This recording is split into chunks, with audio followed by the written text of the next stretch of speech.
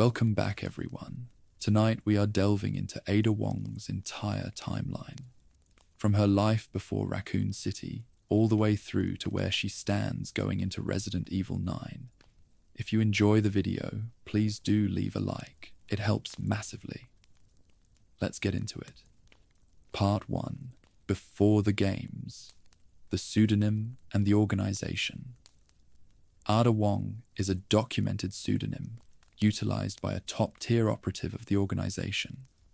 This secretive group functioned as a powerful rival to the Umbrella Corporation throughout the late 20th century. Ada's personal history is a complex mosaic of forged identities and synthetic backgrounds. These masks allowed her to infiltrate secure corporate facilities and sensitive government sectors with absolute ease. She does not operate for a specific ideology, but follows a clinical mercenary logic. The background she built over the years was designed to make her an invisible asset in the global intelligence market. Her professional training emphasizes a total emotional detachment and a high proficiency in industrial espionage. Every name she uses and every record she leaves is a calculated lie. The organization provided her with the technical resources to bypass the standard security protocols of the pharmaceutical giants. Ada became their primary tool for the acquisition of biological research. She operates for the highest bidder, provided the mission parameters align with her own survival. This transactional nature makes her a dangerous variable in any tactical engagement. While she often appears as a solitary actor, she is backed by a global network of shadow handlers. Her identity is an industrial tool, refined through a decade of high-stakes operations. She is a woman of zero permanent records and infinite professional aliases. Ada's pre-incident life was a preparation for the total collapse of the old corporate order. She understood the value of the prehistoric fire long before the public knew of the T-virus. Her handlers viewed her as an exceptional investment because of her ability to maintain a professional mask in terminal environments. The name Ada Wong is a brand for the most effective spy in the industry. Her past is a blank file in a world of digital shadows. Part 2. John Clemens. The infiltration of the Arclay laboratory. Ada's primary entry point into the internal network of Umbrella was a lead researcher named John Clemens.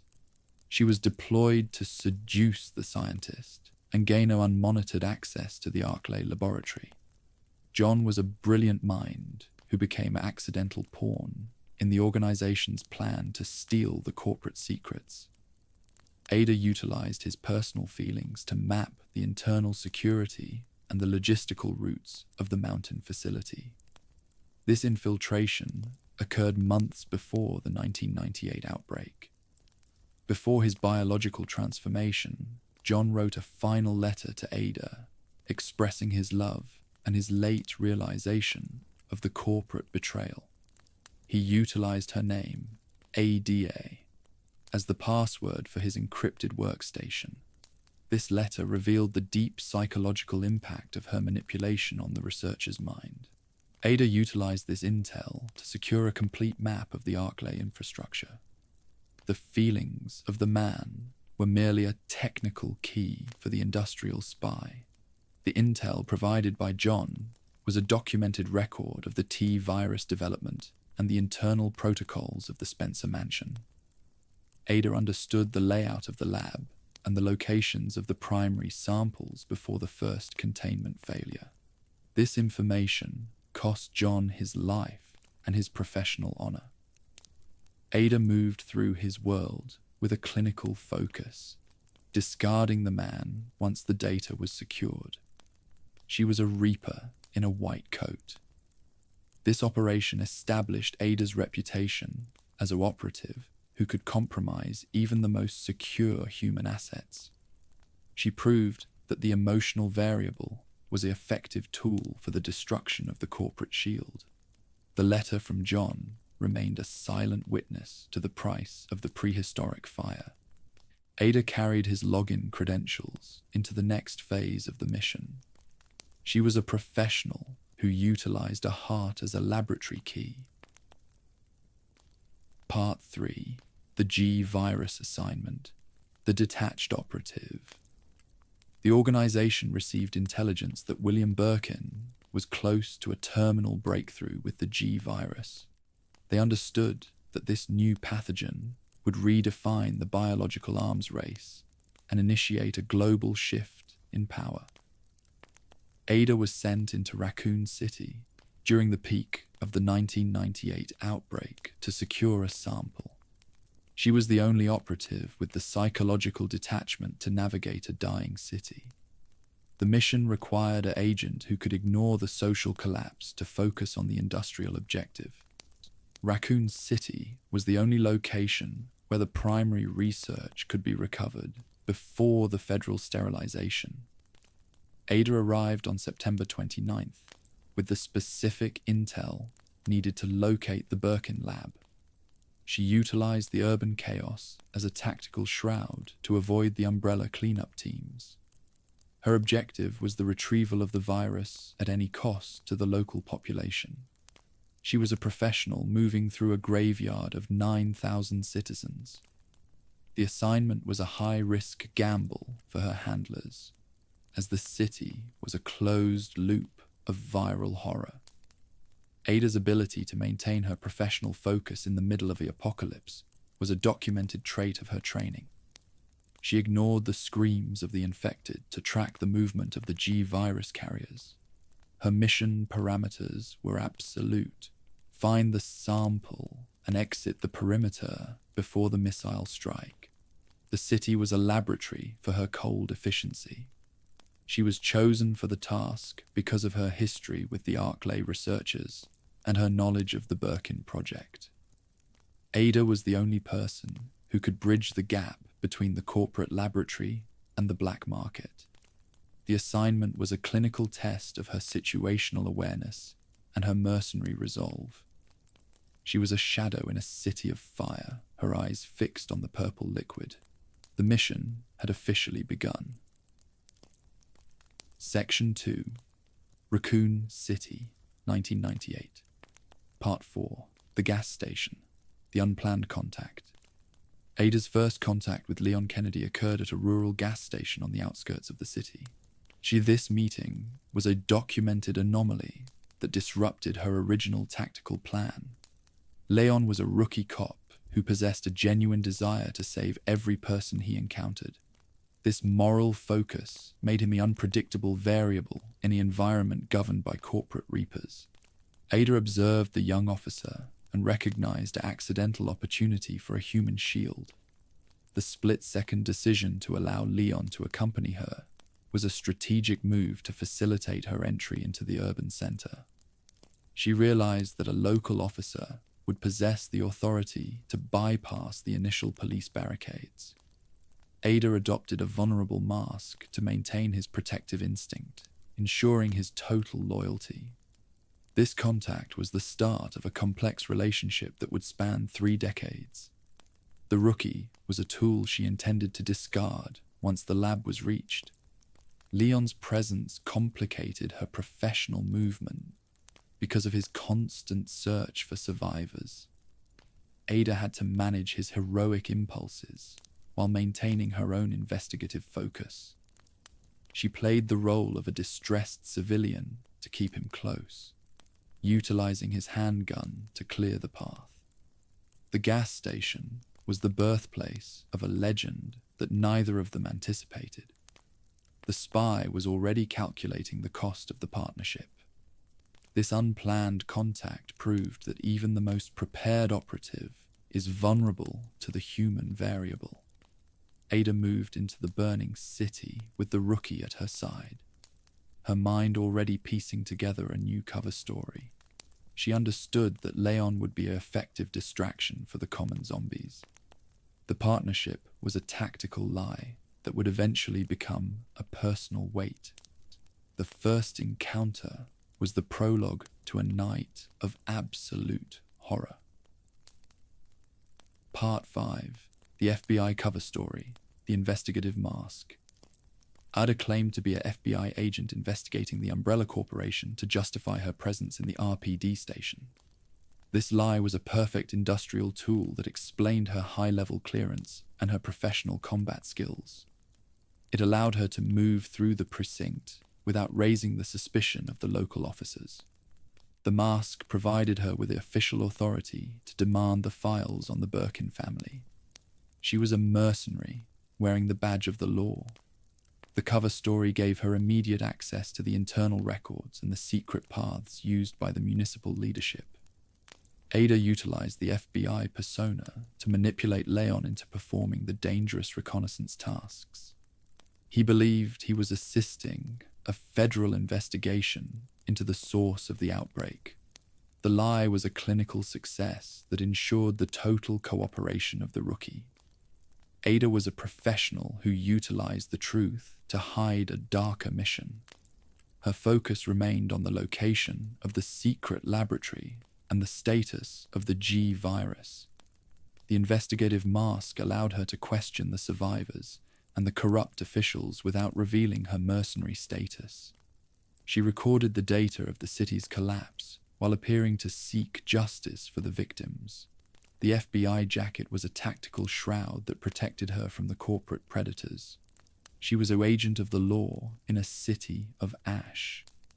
Ada planned to maintain this specific lie until the moment the sample was in her hand. She understood that the reveal of her true identity would terminate the partnership with Leon.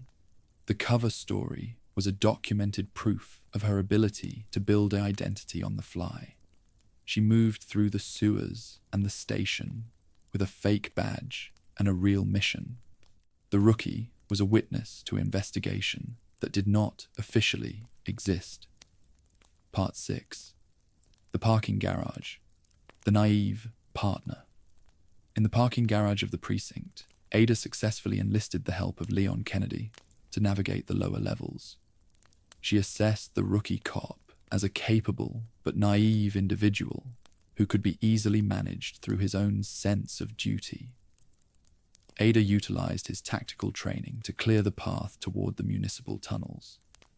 This was where the professional mask first began to crack, as Leon repeatedly risked his life to protect her. The spy was observing a level of loyalty she had not encountered in the corporate world.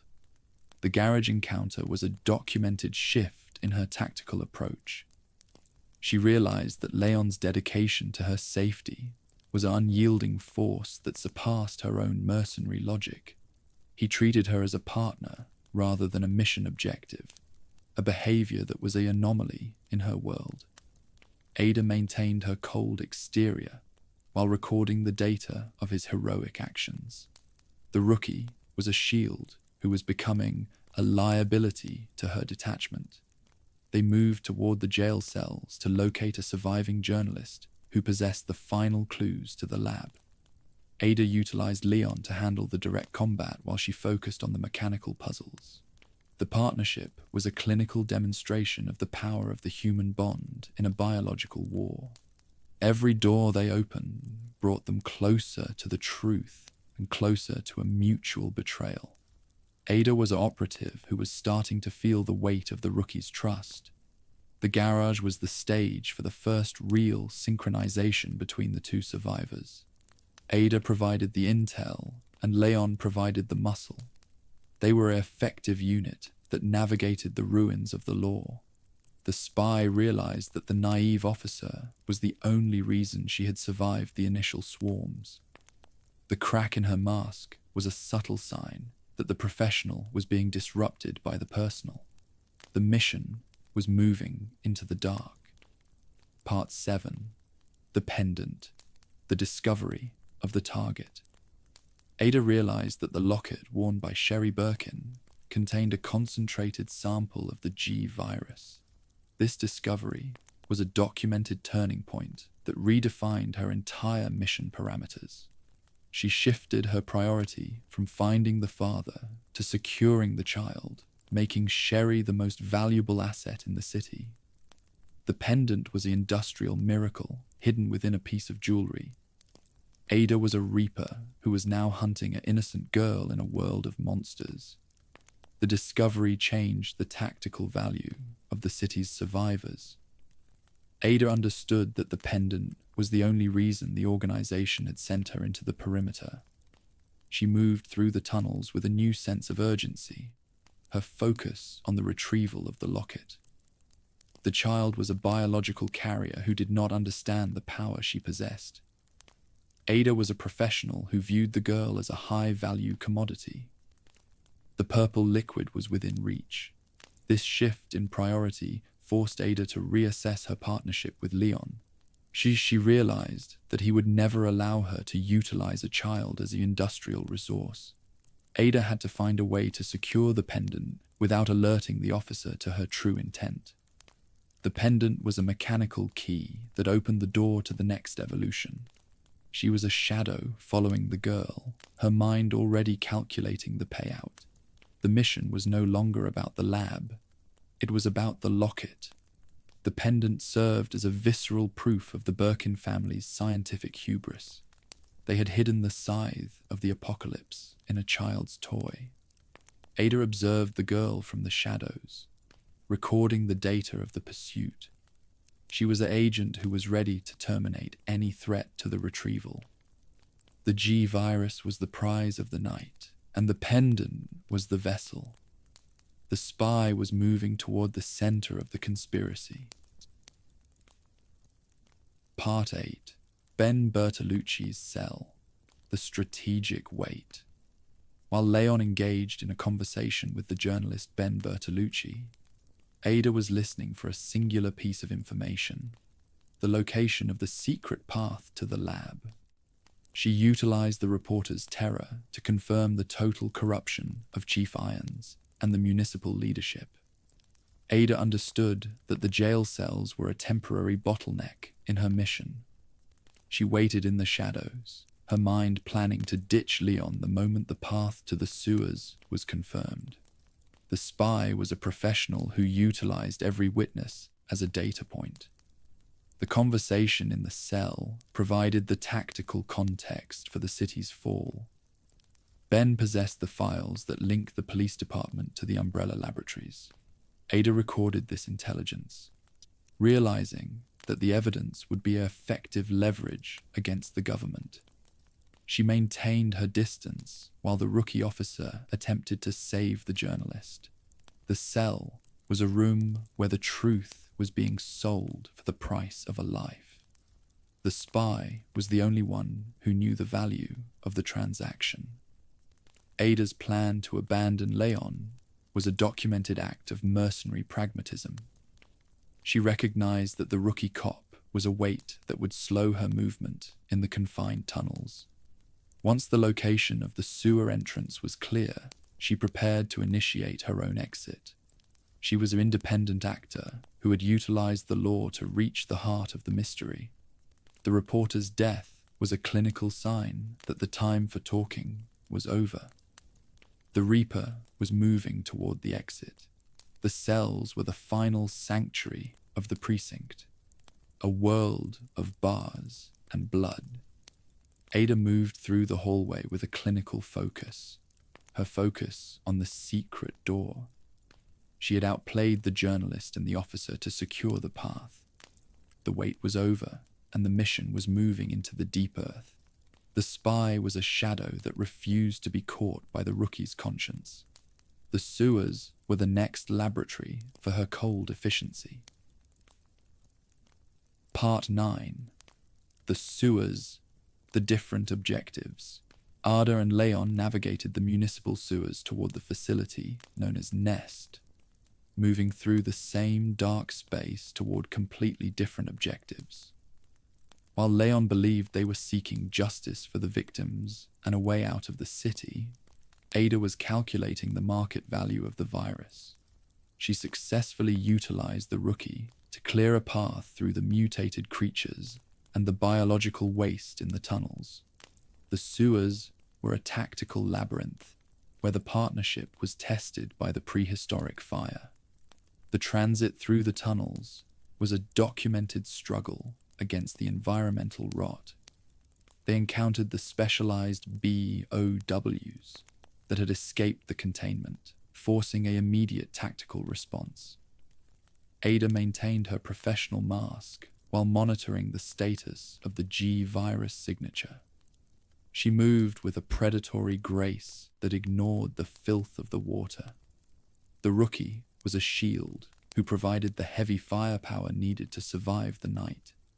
The different goals were a silent weight in the dark. Ada utilized Leon to solve the mechanical puzzles and operate the heavy machinery of the water treatment plant. She provided the minimal amount of information needed to keep him moving toward the lab. The sewers were a graveyard of high character and failed hopes, its history written in the blood of the workers. The spy was an auditor of the apocalypse who was recording the data of the urban collapse. Every step brought them closer to the purple liquid and the final betrayal. The isolation of the sewers reinforced the psychological gap between the two survivors. Leon saw a partner, but Ada saw a variable. She realized that the rookie's loyalty was a miracle that did not belong in a world of industrial reapers. The sewers were the bridge to the next evolution, a path made of iron and concrete. The mission was reaching its clinical peak as the lights of the laboratory appeared in the distance. The spy was ready for the end. Part 10, Annette Birkin, the confrontation on the catwalk. Ada cornered Annette Birkin on a high catwalk within the industrial sewer complex, exhibiting a total absence of human empathy. She demanded the immediate surrender of the G virus sample, prioritizing the corporate objective over the survival of a dying mother and wife. This confrontation was a documented peak of her early professional coldness, as she utilized the information provided by John Clements to challenge Annette's authority. The industrial air was thick with the scent of chemical decay.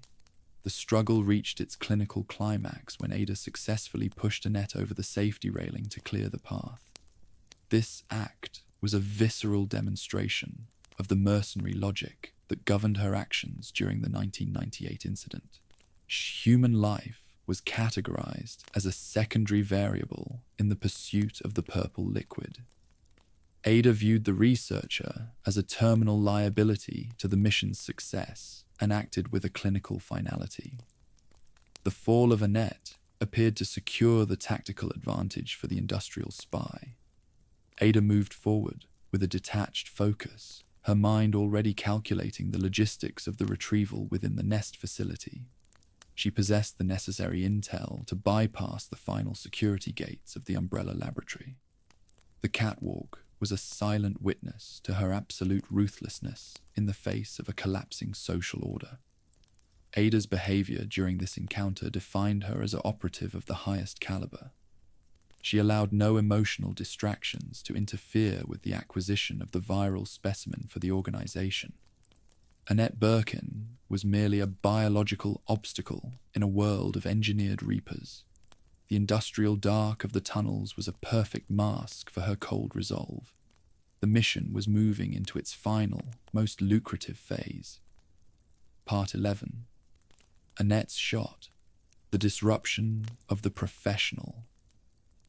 Annette Birkin successfully fired a terminal shot toward Ada, following her recovery from the fall in the sewers. In a sudden act of physical sacrifice, Leon Kennedy intercepted the bullet to protect the woman he believed was a federal agent. This was the confirmed moment the professional mask was disrupted by a visceral debt.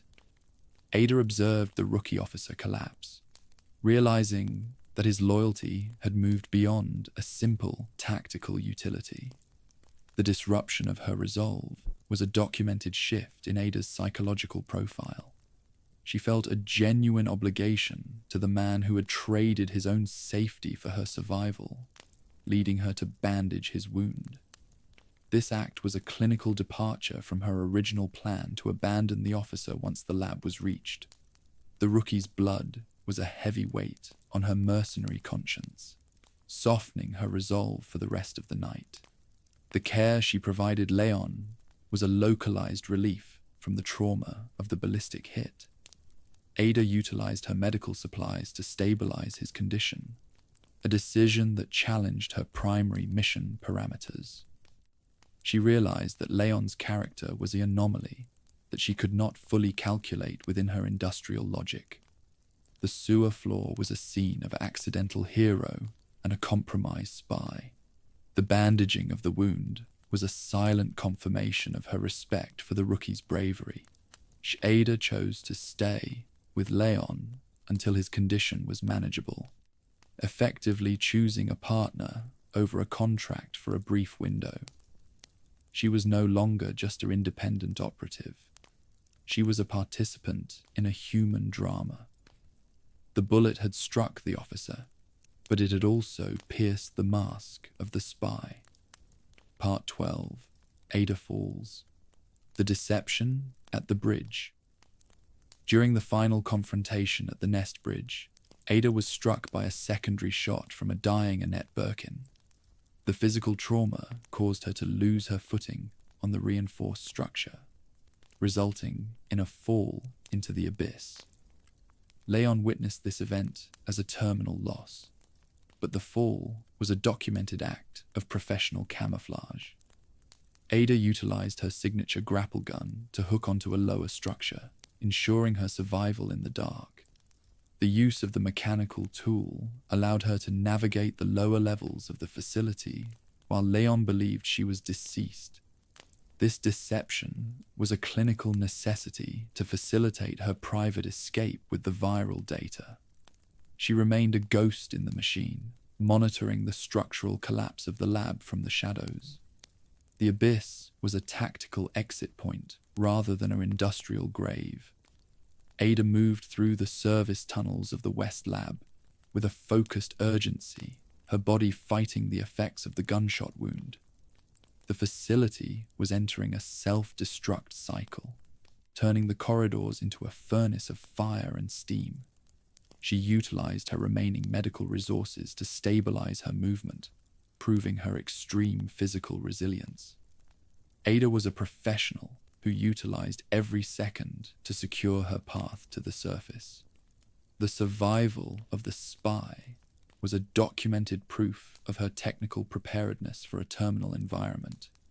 She possessed the tools and the intellect to bypass the ultimate traps of the Umbrella Corporation.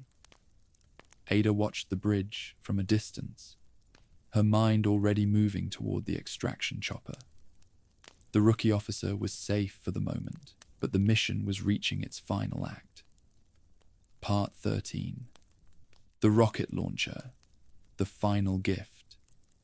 Ada performed a canonical act of professional gratitude by providing Leon with the specialized rocket launcher needed to kill the T-103 Super Tyrant. She stayed within the shadows of the helipad, ensuring his survival while she secured her own exit. This was a documented thank you for the bullet he had taken in the tunnels. Ada was a shadow guardian who ensured the survival of the primary witness. The delivery of the weapon allowed Leon to finalize the destruction of the corporate Reaper. Ada watched the engagement from a distance, recording the data of the rookie's combat performance under extreme stress. She possessed a unique respect for the officer who had challenged the logic of the apocalypse. Once the threat was neutralized, she moved toward her own extraction point. The weapon was her final message. The act was a clinical sign that Ada's humanity had not been entirely erased by her mercenary training. She chose to save the officer, despite the risk to her own undetected status within the burning facility. The shadows of the nest were a perfect shroud for her final maneuver. Leon was a survivor who had earned his place in the new world. And Ada was the architect of his victory. The termination of the Super Tyrant marked the end of the Raccoon City incident for the duo. Ada had successfully fulfilled her contract while ensuring the safety of her partner. She moved through the wreckage with a detached focus, her mind already on the transport chopper. The rocket launcher remained on the floor as a relic of their shared struggle in the dark. Part 14. Leaving. With the sample. The death door. Extraction. Ada escaped the urban perimeter via a specialized umbrella transport chopper during the final minutes before the sterilization. This extraction was a documented success for the industrial spy, as seen in the death door records. She had secured a G virus tissue fragment harvested from the biological remains of William Birkin. This specimen was a high-value commodity that would secure her massive payout from the organization. The delivery of the sample to her handlers cemented her reputation as the industry's most effective operative. Ada had navigated a city of 9,000 zombies and a corporate cleanup team to fulfill her contract. The organization received an industrial miracle that allowed them to challenge the global biological market. The G virus fragment was the crown of her 1998 project. The departure from Raccoon City was a movement from a localized horror toward a global shadow war. Ada utilized the helicopter to bypass the military blockade, her focus on the security of the viral sample. She had successfully outplayed the corporation and the government in a single night. The city was a memory of stone and ash, but the virus was a permanent reality. Ada's career entered a new phase of high-level assignments following the retrieval of the specimen. She was no longer just a field agent.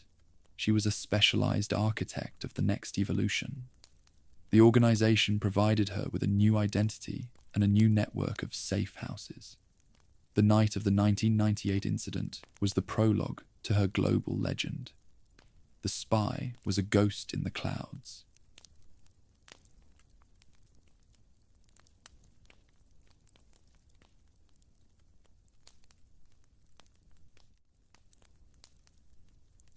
The canonical events of the separate ways.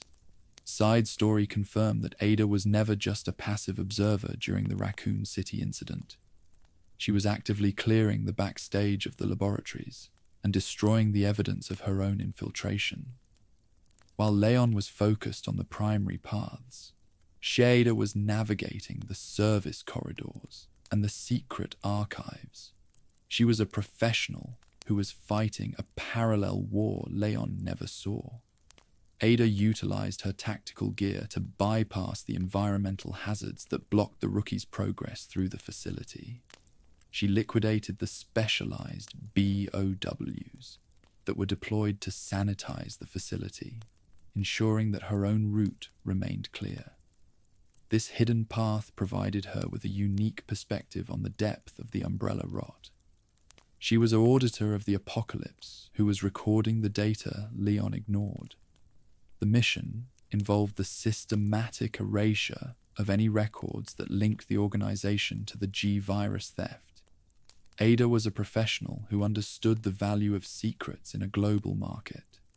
She utilized her hacking skills to bypass the digital firewalls of the Nest servers. The side story was a documented proof of her ability to manage a high-stakes mission within a mission. The spy was a ghost in the machine. The events of Separate Ways established the technical details of her survival and her extraction from the laboratory. They showed how she utilized the grapple gun to navigate the crumbling infrastructure of the city. Ada was a being of pure tactical movement, her focus on the delivery of the sample. The hidden path was the bridge to her future as an independent contractor. Part 16, the RPD path, the investigation files. While Leon Kennedy was investigating the west wing of the RPD station, Ada was infiltrating the chief's private collection and the records room. She sought the umbrella investigation files that documented the corrupt link between the city leadership and the corporation. These files were a high-value resource that Ada would later use as leverage against the United States government. She was a professional who understood that information was the ultimate weapon. The chief's office was a museum of industrial sin and personal greed. Ada moved through the room with a clinical focus, recording the data on the municipal bribery. She bypassed the mechanical traps that guarded the high-level secrets, securing the evidence of the corporate cover-up. This intel provided her with a tactical advantage in the post-city world. The records room was an archive of failure. Ada's movement through the precinct was a documented act of professional stealth. She avoided the police barricades and the necrotic swarms to reach the heart of the conspiracy. While Leon was focused on the immediate survival of the officers, Ada was focused on the long-term destruction of the corporate shield. She was an operative who viewed the station as a repository for the truth. The investigation of the RPD records provided the necessary context for her future missions. She identified the key personnel who had facilitated the viral shipments and the construction of the labs. Ada was an auditor who was piecing together the map of the global apocalypse. The station was a tomb of high character and failed hopes. The spy was the only one who knew the value of the records. Part 17, Ada and the Nest, the East Lab prototype. Ada explored the bioreactor and the West Lab of the Nest facility alone, entering areas that Leon Kennedy never reached. She discovered the prototype research that predated the G-virus breakthrough, she realizing that the umbrella rot was deeper than the Birkin family project. These hidden labs contained the records of the early viral trials and the genomic blueprints of the first tyrant models. The West Lab was a high-security zone that required a specialized access level to enter. Ada utilized the login credentials of John Clemens to bypass the digital locks. She moved through the sterile corridors with a clinical focus, recording the data of the failed experiments. The facility was a factory of death that turned the biology of the species into a marketable asset. The spy was auditing the monster. The discovery of the prototype research provided the organization with a unique advantage in the biological arms race. It allowed them to understand the foundational logic of the T-virus development, and Ada secured the digital archives and the physical samples before the self-destruct sequence reached the core. She was a shadow in the West Lab, her focus on the security of the future. The investigation of the Nest proved that the corporation had successfully decentralized its research into a dozen different branches. Ada realized that the Raccoon City incident was merely a localized data point for a global experiment. She departed the lab with a clearer understanding of the Reaper's reach. The hidden areas of the facility were the birthplace of her next decade of horror.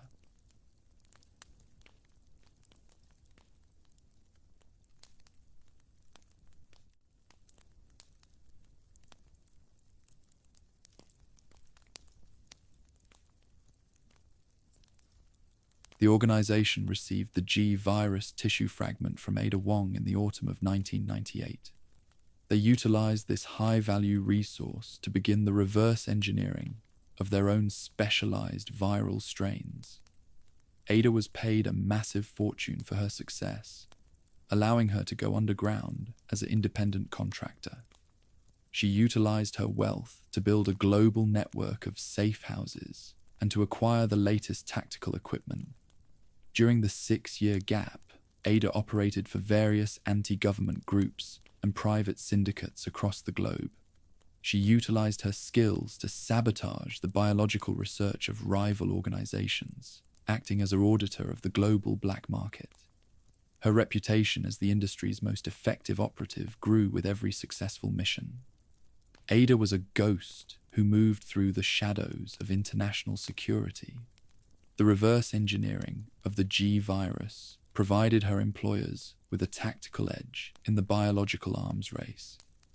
They developed new pathogens that bypassed the standard federal countermeasures. Ada monitored the results of this research with a clinical interest, recording the data for her own records. She was a professional who understood the value of the prehistoric fire. The payout was her victory. Her status as an independent contractor allowed her to choose the missions that aligned with her own survival instinct. She avoided the localized conflicts to focus on the high-level corporate espionage. Ada was a being of pure tactical movement who refused to be tied to a single ideology. The 6 years were a period of intense professional growth and personal isolation. The spy was ready.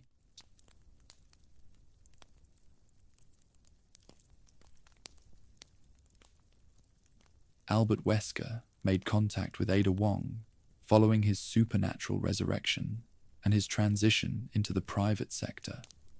He realized that Ada was the only operative who could infiltrate the biological zones he could no longer enter as a marked man. Wesker offered her high-level intel and corporate protection in exchange for her acting as his primary field agent. Ada accepted the deal with a clinical detachment. The relationship between Ada and Wesker was a documented partnership of professional convenience and mutual suspicion. They were two predators who understood the rules of the biological war. Wesker provided Ada with the tactical data on the Plaga and the Ouroboros projects, utilizing her skills to secure the specimens. Ada utilized his resources to maintain her own autonomy while monitoring the god's ambitions. Wesker viewed Ada as a high-value asset that required a clinical management. He utilized his authority to direct her movements across the Spanish coast and the East African branches. Ada moved with a professional focus, her mind already piecing together the clues of Wesker's instability. She was the only person who could challenge the logic of the Project W subject. The partnership provided Ada with a unique perspective on the evolution of the pharmaceutical giants. She saw how the ruins of Umbrella were being utilized to build a new, more dangerous world. Wesker was the face of this transition, a man who sought to become a biological god. Ada was the spy who was recording his progress for the highest bidder. The deal was a contract. She Part 20, the double life, the balance of betrayal. Ada managed a complex double life during her partnership with Albert Wesker, maintaining simultaneous loyalty to the organization and to the god. She provided the organization with enough intel to satisfy her primary contract, while feeding Wesker just enough data to keep him useful. This delicate balance was a documented proof of her ability to lie to the most dangerous man on the planet and survive. The double life required absolute situational awareness and a high level of technical deception. Ada utilized encrypted communication channels to report her progress to her different handlers. She managed the conflicting mission parameters with a clinical focus, recording the data of every betrayal. The spy was a ghost who moved through the boardrooms and the laboratories with a fake smile. Ada's ability to manipulate Wesker was based on her knowledge of his own arrogance. She understood that he viewed her as a subordinate who could be easily managed through fear and power. Ada utilized this perception to hide her true intent, acting as an independent agent within his network. She was the only individual who could navigate his psychological traps while securing her own payout. The organization monitored her partnership with Wesker with a clinical interest, recording the data on the god's ambitions. They realized that Ada was their primary link to the most advanced research in the world. The spy moved through the gap years with a clear understanding of the Reaper's reach. She was an operative who refused to be owned by a single master. Part 21. Jack Krause, the friction of the shadow. Operatives. Albert Wesker deployed Jack Krause to the Spanish region in 2004 to provide a secondary layer of surveillance over the primary operative. The former soldier functioned as a hostile variable who openly distrusted her professional motives and her ongoing connection to the original organization. He viewed her tactical theatricality as a terminal liability to the mission parameters, correctly suspecting that her true loyalty remained with her private handlers. This internal friction transformed the Plaga retrieval into a complex three-way game of industrial betrayal, where every alliance was temporary.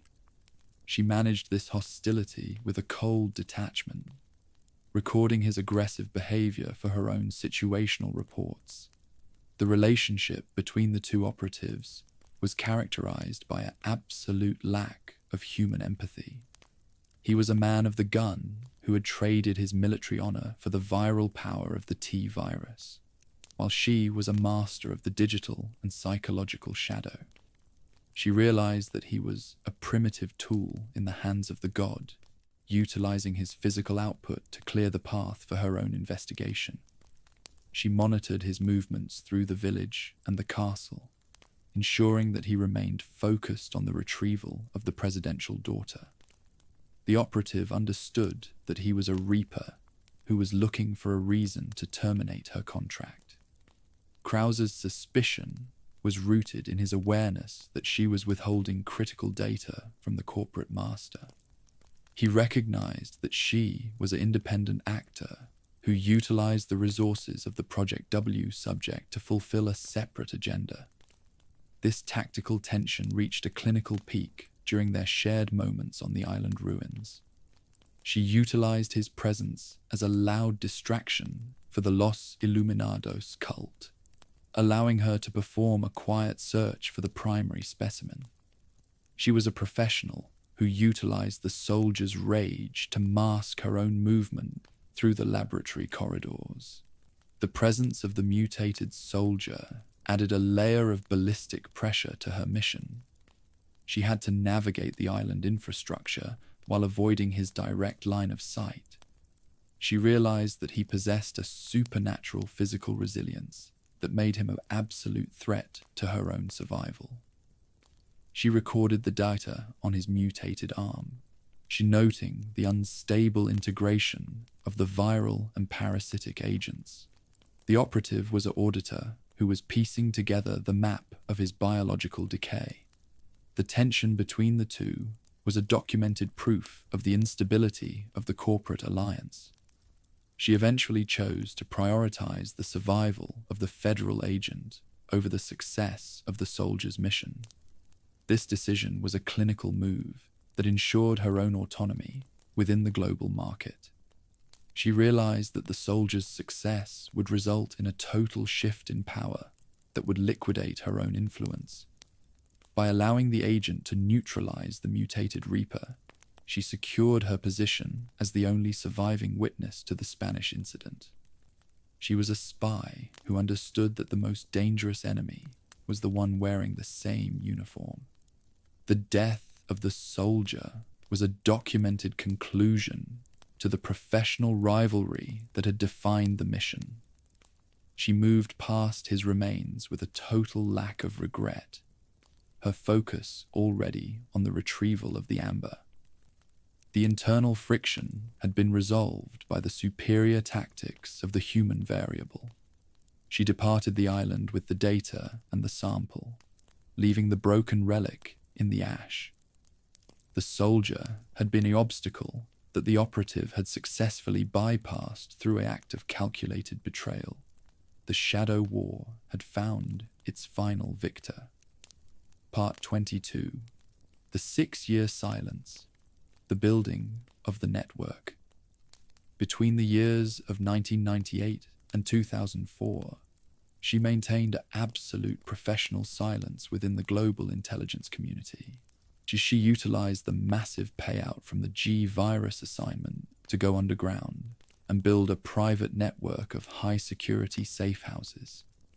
These facilities were located in key strategic regions, providing her with the logistical support needed to operate as an independent contractor. This period of isolation was a clinical necessity to avoid the surveillance of the federal agencies and the corporate cleanup teams. She was a ghost who was refining her craft in the shadows of the old world. The operative intentionally avoided the localized conflicts of the Rockford Island and the Raccoon City cleanup operations. She realized that the Code Veronica incident and the Resident Evil 3 disaster were high-risk engagements that offered a low return on her industrial investment. She chose to focus on the long-term acquisition of the corporate records and the biological data that survived the Umbrella collapse. She was an auditor who was piecing together the map of the next evolution, while the world was focused on the immediate fire. The silence was her signature. The building of her global network provided her with a unique advantage in the post-Umbrella world. She possessed the technical resources to bypass the international security firewalls and monitor the biological trends of her rivals. These safe houses would later prove to be essential for her survival during the 2013 catastrophe. She was a professional who understood that information was the only currency that remained stable in a world of viral rot. She utilized her time to master the new digital tools of the Shadow War, in turning herself into an invisible reaper. Her isolation allowed her to manage her dual identities without the interference of a permanent handler. She accepted localized contracts from various anti-government groups to maintain her combat proficiency and her professional connections. She moved through the alleyways of the European cities and the corporate boardrooms with a fake name and a cold smile. She was a woman who had successfully erased her own history to become a brand for the most effective spy in the industry. The 6 years were a period of intense intellectual growth and tactical refinement. The biological reality of the gap years was characterized by the decentralization of the prehistoric fire. She monitored the emergence of the new viral strains and the parasitic experiments from a safe distance. She realized that the fall of the pharmaceutical giant had created a power vacuum that a dozen different syndicates were trying to fill. She was an observer who was waiting for the right moment to claim the most valuable specimen. The silence was a preparation for the Spanish assignment and the confrontation with the god. Ultimately, the 6-year gap was the definitive law beat for her transition into an absolute freelancer. She had successfully outrun the ghosts of the 1998 incident and was ready to challenge the logic of the New World.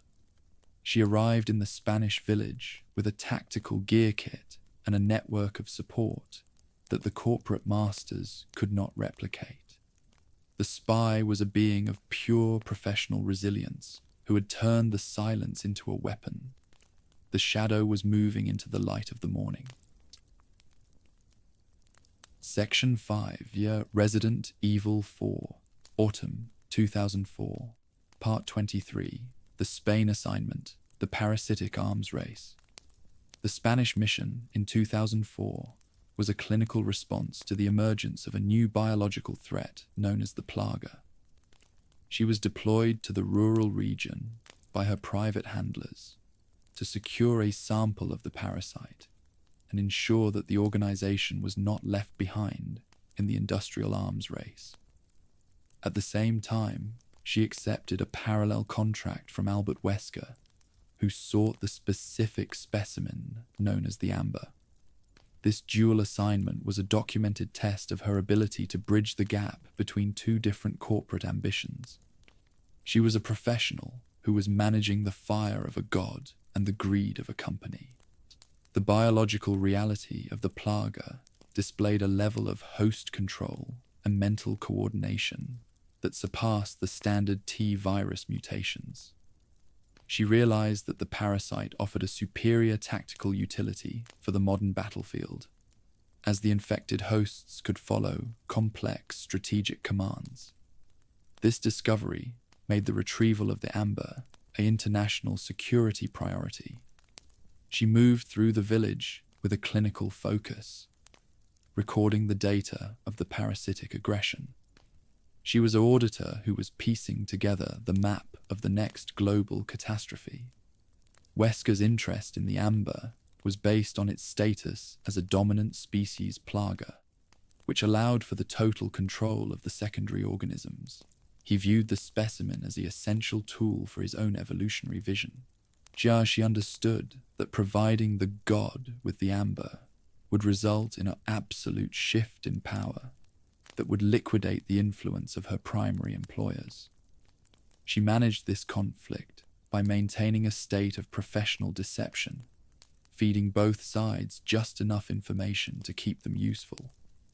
The operative was a gatekeeper for the biological future. The Spain assignment required a high level of situational awareness, as the region was controlled by the Los Iluminados cult. She had to navigate the religious traps and the biological swarms while avoiding the direct confrontation with the cult leader, Osmond Sadler. She utilized her grapple gun to achieve a supernatural mobility through the Gothic architecture of the castle. She was a shadow who moved through the stone and the blood with a mechanical focus. Every step brought her closer to the purple liquid and the final choice. The presence of the federal agent, Leon Kennedy, provided her with a unique tactical distraction during the mission. She realized that his heroic quest to save the presidential daughter would draw the attention of the cult's primary security forces. She utilized his movement as a shroud to perform her own industrial espionage, recording the data of his combat performance. The agent was a human variable that she used as a shield against the reapers of the village. The partnership was a tactical lie that she maintained with a cold detachment. She was chosen for the Spain assignment because of her history with the Raccoon City incident and her knowledge of the biological black market. She was the only operative who could navigate the three-way game of betrayal between the cult, the god, and the company.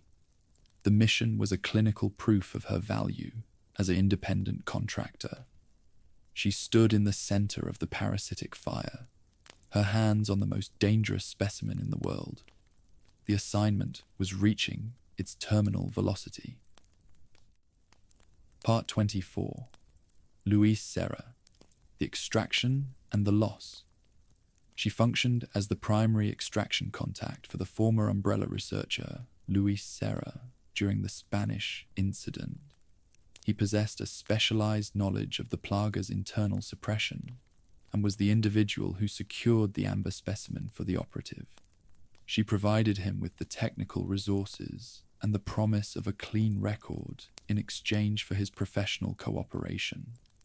The relationship was a documented transaction of information for survival. She viewed the scientist as a high-value industrial asset who held the keys to the mission's success. Luis provided her with a specialized plaga suppression lamp, a clinical tool used to neutralize the parasitic link within the host's nervous system. This device was the essential tactical advantage for the operative, allowing her to bypass the infected swarms with a minimal amount of direct combat. She recorded the data on the lamp's effectiveness, noting its potential as a marketable countermeasure. The researcher was a man who understood the fire better than any other person in the village. She moved through his world with a professional focus, her mind already on the extraction. The mission parameters were compromised when Osmond Sadler initiated the execution of the researcher to protect the amber. She witnessed the death of her primary contact, an event that made her mission significantly more difficult. The loss of Luis Serra forced her to rely on the federal agent to navigate the final stages of the island investigation. She realized that the scientist was a hero who had died to correct his own corporate mistakes. The laboratory was his grave, and the operative was the only witness to his final act. The biological data recovered from the researcher provided the organization with a unique advantage in the parasitic arms race. He had documented the early stages of the plaga infection, and the methods used by the cult to manage the hosts. She secured these records before the facility was neutralized, she ensuring that his intellect survived his physical end. She was a professional who utilized the remains of the man to build a more effective report for her handlers. The loss was a clinical price for the truth. The relationship between the spy and the scientist was characterized by an absolute lack of emotional intimacy. She viewed him as a professional peer who was caught in a terminal environment. He viewed her as a mysterious savior who possessed the power to change his future. The death of the man was a documented signal that the time for talking was over and the time for movement had begun. She moved past the body with a total lack of hesitation, her focus on the retrieval of the specimen. Ultimately, the story of Luis Serra was the most tragic lore beat of the Spanish assignment. He was a man who had sold his soul to the company and was surprised when it was taken by the cult. His contribution to the mission was a clinical proof of the human spirit's resilience against the engineered fire. She honored her contact by reaching the helipad and securing the amber. The researcher was a memory of black rot and industrial sin. The fire was in her blood. Part 25. Leon, again, the guardian in the shadows. The reunion with Leon Kennedy on the Spanish island was a documented anomaly in the operative's professional routine. She encountered the agent multiple times throughout the mission, acting as a guardian in the shadows to ensure his survival against the cult's security. She knew that he was there to save the presidential daughter, and she utilized his high-profile presence as a distraction while she performed her quiet industrial espionage. The marksman was a human shield who provided the volume needed for her to operate in the silence. The reunions were characterized by a clinical avoidance of their shared history in the 1998 incident. Neither of them spoke of the bullet he took or the fall she survived, maintaining a professional mask that ignored the emotional weight of the past.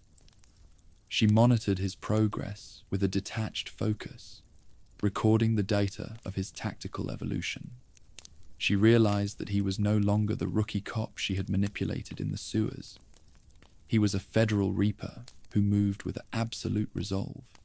The spy was an auditor of his growth. She utilized her grapple gun to intervene in his combat engagements at key junctions, and providing the minimal amount of support needed to keep him moving toward the target. These acts were a documented proof of her respect for the agent who had challenged the logic of the apocalypse. She saw him as a professional peer who existed outside the corporate rot. She was an operative who chose to choose him over the god in the dark. The relationship was a tactical synchronicity that bypassed the laws of the industrial contract. The psychological impact of his presence was a recurring theme in her mission reports. She realized that his genuine desire to save the innocent was a variable that disrupted her own mercenary logic.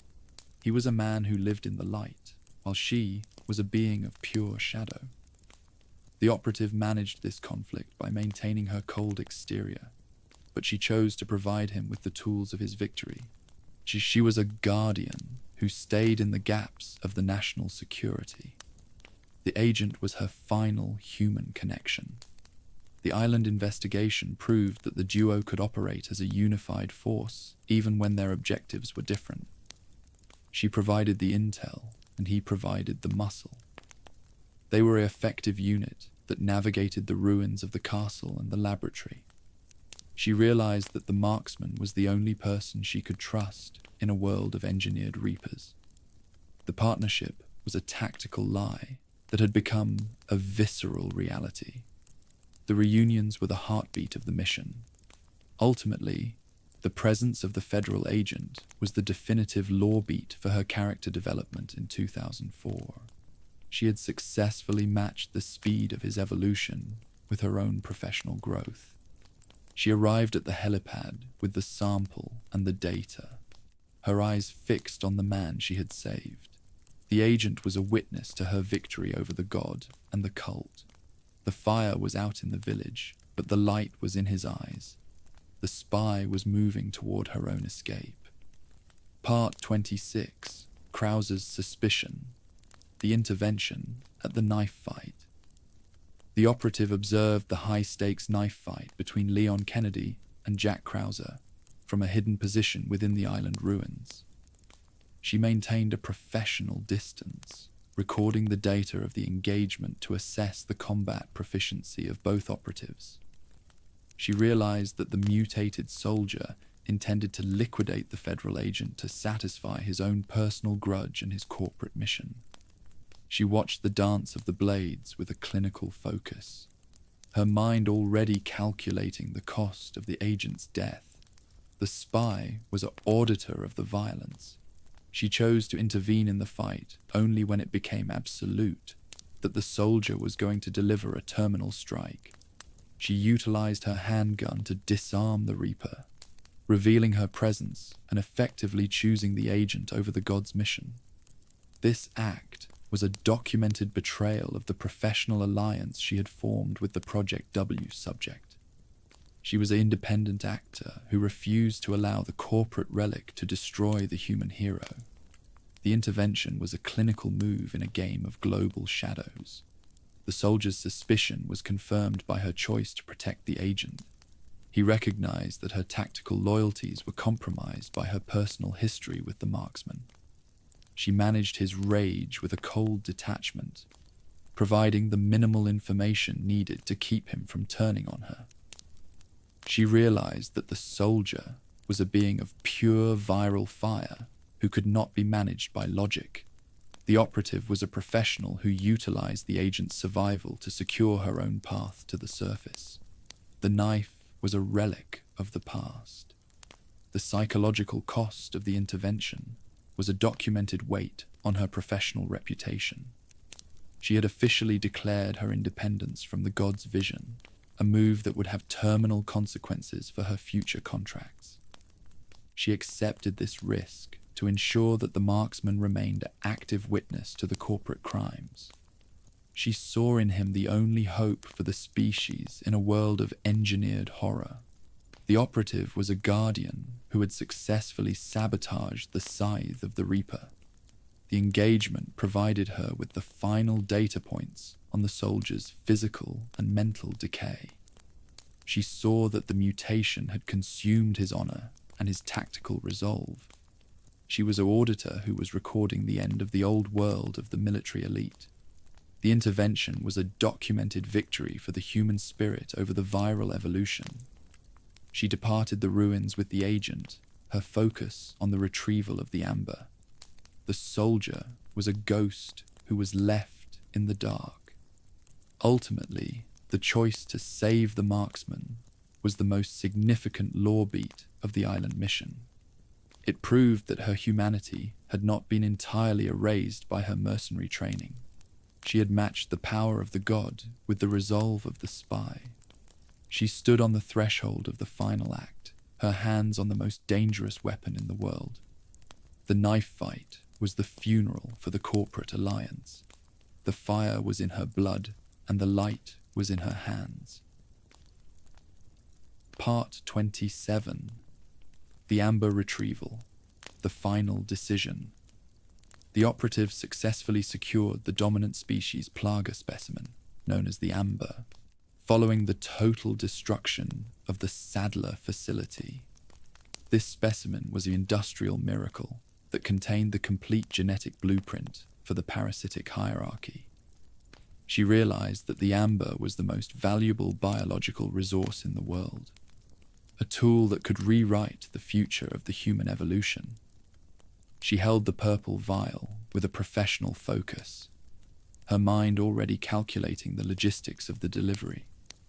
The retrieval was a clinical victory for the industrial spy. Following the final battle, Jean Albert Wesker initiated a secure telephone call to confirm the acquisition of the sample. He outlined his true plan to reset the global status quo through the mass deployment of the plaga and the Ouroboros virus. He spoke of a world of total biological dominance where he would serve as the absolute master.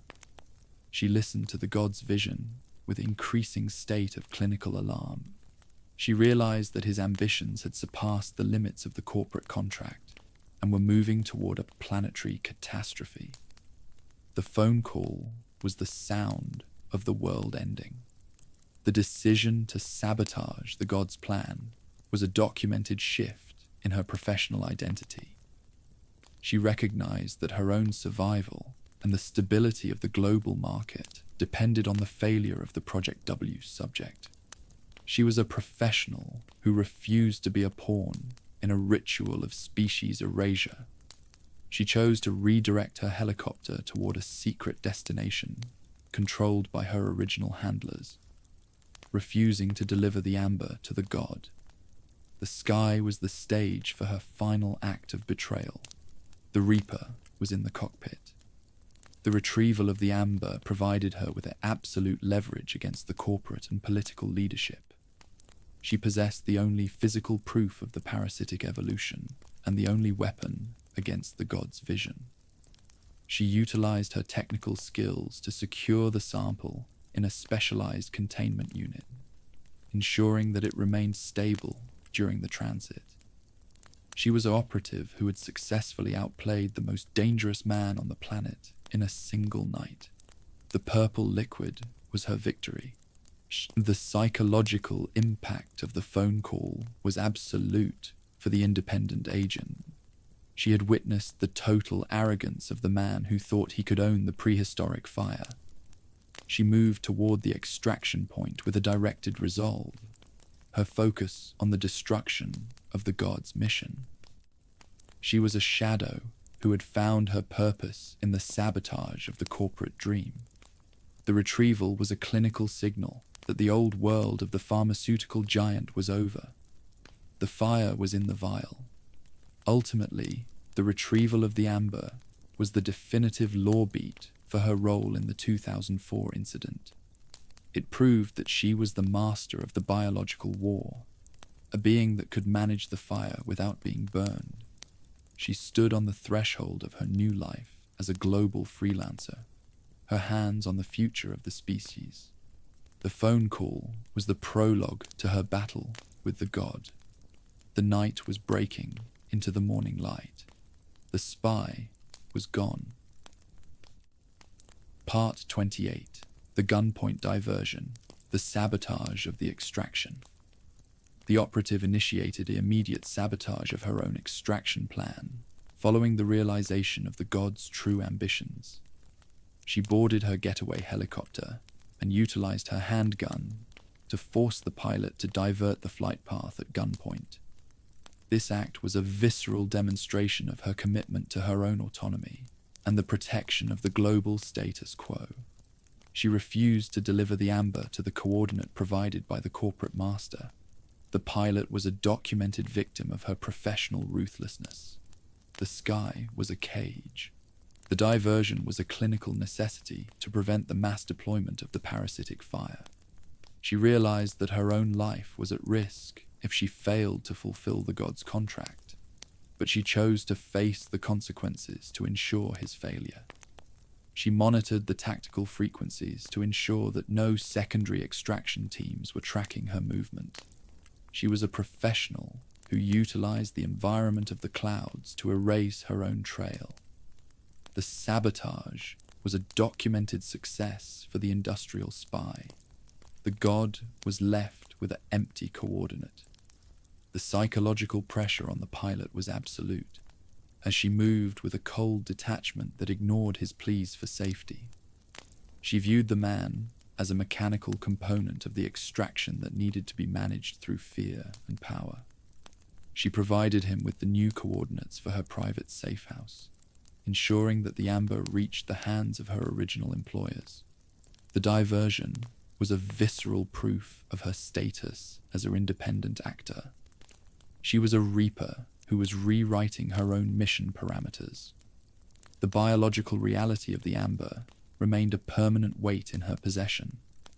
She understood that the specimen was an international security priority. and that the organization she served would utilize it for their own gain. However, she believed that her handlers were a manageable variable compared to the total insanity of the Project W subject. She was a gatekeeper who had chosen to trust the company over the god. The purple liquid was secured in the hold, a silent witness to her betrayal. The fire was moving across the border. The sabotage of the extraction marked the end of her professional partnership with Albert Wesker.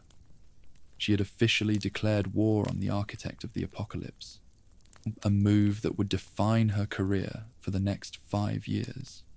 She moved through the air with a directed focus, her eyes fixed on the horizon. She was a survivor who had outplayed the god and the cult to secure her own future. The gunpoint diversion was the final word on her Spanish assignment. The spy was a ghost in the clouds. Ultimately, the act of diverting the flight was the most significant law beat of her 2004 journey. It proved that her humanity remained an active variable in her tactical calculations. She had successfully bypassed the logic of the industrial contract to protect the species. She stood on the threshold of a new era of biological warfare, her hands on the scythe of the Reaper. The pilot was her prisoner, and the sky was her sanctuary. The fire was out in the village. Part 29. The rocket launcher. Again, the final gesture. For the second time in her career, the operative provided the federal agent with a specialized rocket launcher to ensure the termination of a primary biological threat. She threw the weapon to Leon Kennedy during the climax of his battle with Osmond Sadler, ensuring that the cult leader was reduced to ash. This act was a documented confirmation of her respect for the marksman and her desire to see the mission completed. She stayed within the shadows of the helipad, ensuring his extraction while she secured her own independence. The weapon was a relic of their shared struggle. The provision of the rocket launcher was a clinical act of professional closure. She realized that her own mission was finished and that the agent was the only person capable of cleaning up the biological remains of the village. She provided him with the key to a nearby jet ski, ensuring that he and the presidential daughter could escape the imminent destruction of the island. This gesture was a documented proof of her human bond with the officer who had saved her in the sewers. She was a guardian who chose to stay in the dark. She refused the agent's offer to come with him, choosing her independence and her professional secrets over the possibility of a normal life. She understood that her identity as an industrial spy made a permanent connection impossible. She moved toward her own extraction helicopter with a detached focus, leaving the marksman to face the morning light alone. The operative was a being of pure tactical movement who refused to be tied to a single heart. The jet ski key was the final word on their Spanish partnership. The tactical significance of the weapon was absolute for the termination of the cult. Sadler was a biological god who could only be neutralized by a high-grade ballistic strike. She had provided the marksman with the only tool capable of matching the power of the Plaga. She watched the explosion from her aircraft, recording the data of the cult's end. The rocket launcher was a clinical necessity to stop the prehistoric fire. The spy was an auditor who had successfully managed the final outcome. Ultimately, the act of throwing the weapon was the definitive law beat for the transition into the post-Spanish era. It proved that the duo remained the most effective tactical unit in the biological war. She had successfully outrun the god and the cult to save the marksman and the future. She stood on the threshold of her new life as a global freelancer, her focus on the next evolution. The weapon was her signature, a sign of the Reaper's gratitude. The fire was out. Section 6, between RE4 and RE6, 2004 to 2012, Part 30, The Split Delivery, the Amber and the Basic Plaga. The operative successfully executed a split delivery of the biological samples to her two different masters following the Spanish incident. She provided Albert Wesker with a basic Plaga sample, satisfying the minimum requirements of her contract, while ensuring that he remained a step behind the global research cycle. This specimen was a standard variant that lacked the control properties of the primary research. At the same time, she sent the dominant species Amber to her original handlers in the organization. This decision directly hampered the God's development of the Type 2 Plaga strains seen in Resident Evil 5.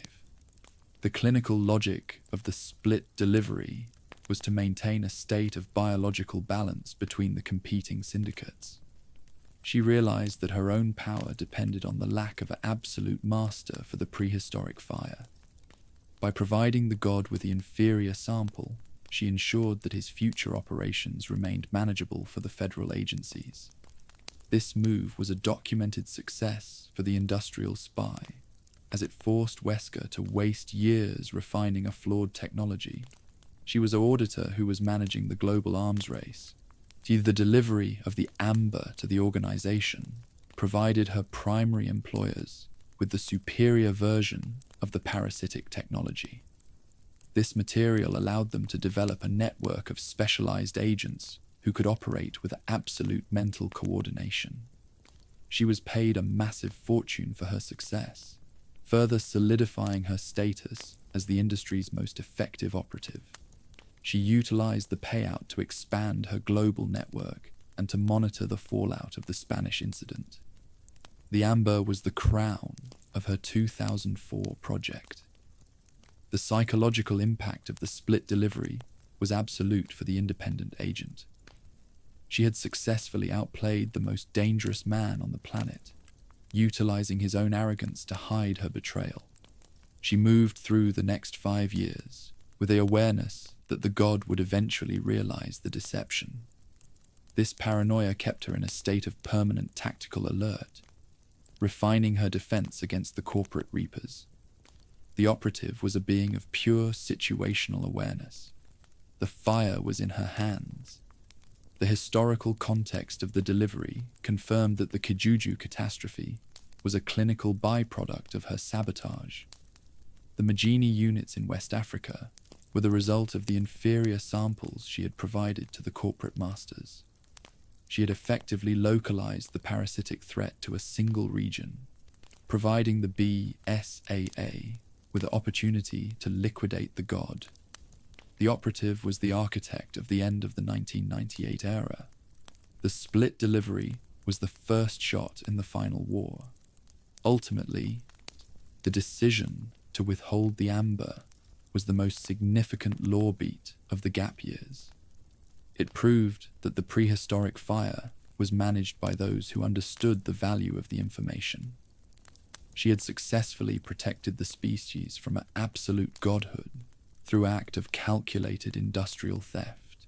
She stood on the threshold of the 2013 incident, her hands on the future of the biological war. The delivery was total. The fire was her path. Part 31, Ada. During RRR E5. The silence following the god's end. The operative maintained an absolute professional distance from the localized Kijuju incident in 2009.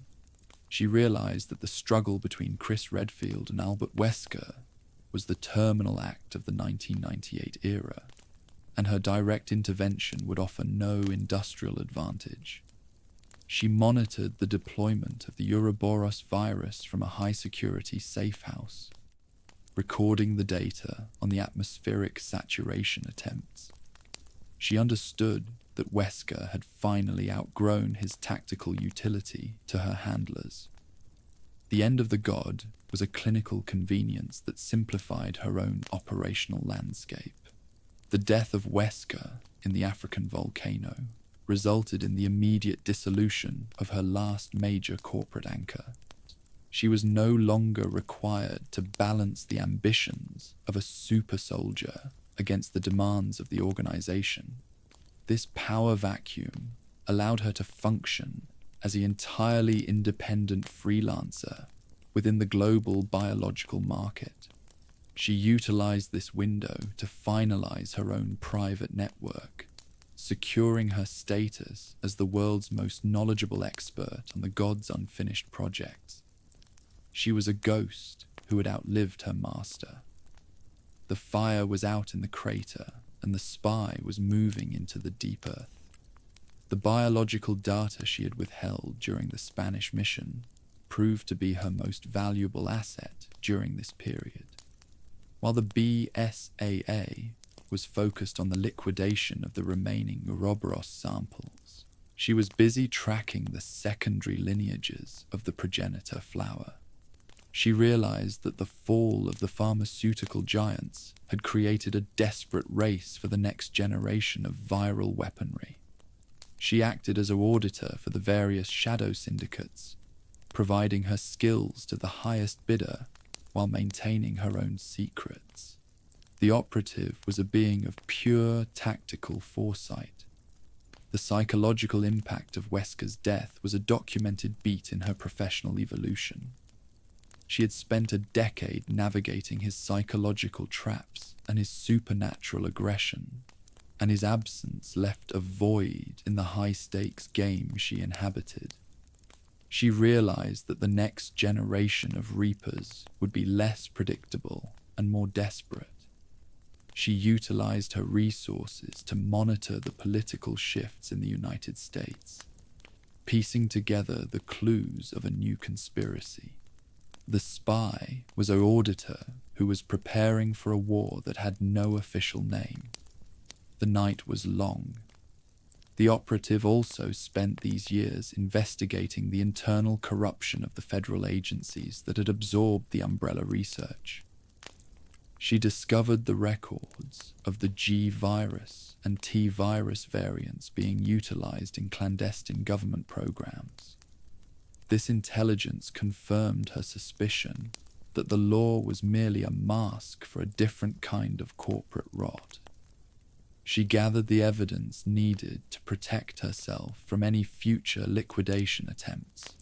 She was a professional who utilized the truth as a ballistic shield. The 6 years were a period of intense intellectual growth. She remained an invisible actor during the 2008 and 2011 incidents, allowing Leon Kennedy and the Redfield siblings to handle the direct combat. She understood that her face was a liability in a world of high-definition surveillance and international biometrics. She adopted a series of new aliases, moving through the diplomatic circles of the European and Asian continents. She was a woman who had successfully erased her own history to become a legend of the Shadow War. The silence was a preparation for the 2013 catastrophe, Part 32. The new assignment, tracking the family.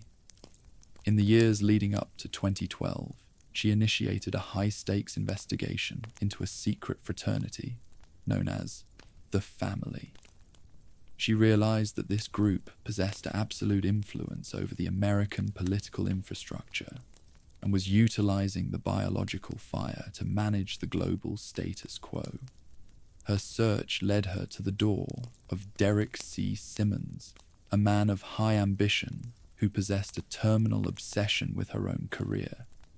She discovered that her tactical signatures and her DNA were being monitored by a private network of laboratories. The operative was being hunted by a man who sought to own her soul. The investigative mission revealed the existence of a specialized research project, designated as Project Ada. She realized that Simmons was attempting to recreate her identity through the use of the C virus, a move that threatened her professional autonomy. She moved through the secret facilities of the fraternity, recording the data on the chrysalid mutations and the genomic cloning.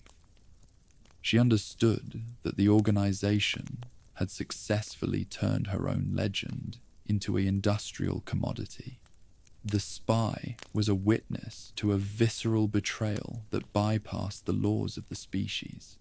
The operative utilized her technical skills to bypass the digital firewalls of the family's servers, securing the digital archives of the Simmons conspiracy. She found the records of the Tall Oaks incident and the planned strikes in China. Realizing that a global catastrophe was being orchestrated to protect the secrets of the 1998 era, she moved with a directed resolve, her focus on the destruction of the man who had turned her image into a weapon. She was a reaper who was hunting the manager of the apocalypse. The fire was in the wires. The assignment forced her to operate within an environment of absolute paranoia. She realized that every security camera and every municipal sensor was a potential eye for the fraternity. She utilized a variety of localized disguises to maintain her anonymity, while piecing together the map of the coming war. She saw the faces of her own likeness in the laboratory monitors, a visceral record of the corporate rot that had infected the national security. The operative was a being of pure professional resilience who refused to be a pawn in an industrial ritual. She also identified the presence of a second Ada Wong moving through the Adonian war zone. This intelligence provided the final proof of the successful cloning project. She realized that her clone, Carla Radames, was being utilized to commit a series of global bioterrorism attacks in her name. This deception was a clinical move designed to liquidate her reputation and force her into the open.